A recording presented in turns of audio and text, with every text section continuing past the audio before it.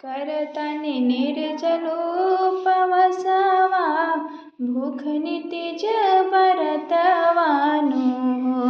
करतानि निर्जलोपवासवा भूखनि तेज बरतवानु हो। ए सखी हो करे चल भोला के पूजनवा हो खत बाटे देरियानु हो। ए सखी हो करे चल भोला के पूजनवा हो खत बाटे देरियानु हो। पूजन करे की बाबी धनवा लागे नागर हनवानु हो। पूजन करे की बाबी धनवा लागे नागर हनवानु हो। ए सखी हो करे चल भोला के पूजनवा हो खत बाटे देरियानु हो।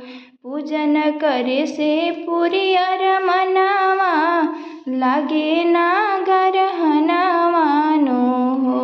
पूजन करे से पूरी अरमनवा लागे नागर हनवानु हो। ए सखी हो पिया जी की बढ़ी लंबी उमरवा दुख सब दूर होई हो। ए सखी हो पिया जी की बढ़ी लंबी उमरवा सब दुखवा दूर होई हो।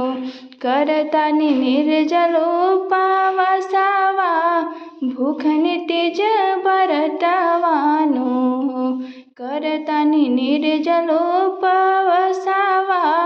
भूखनि तेज बरतवानु हो। ए सखी हो करे चला भोला के पूजनवा हो खत बाटे देरियानु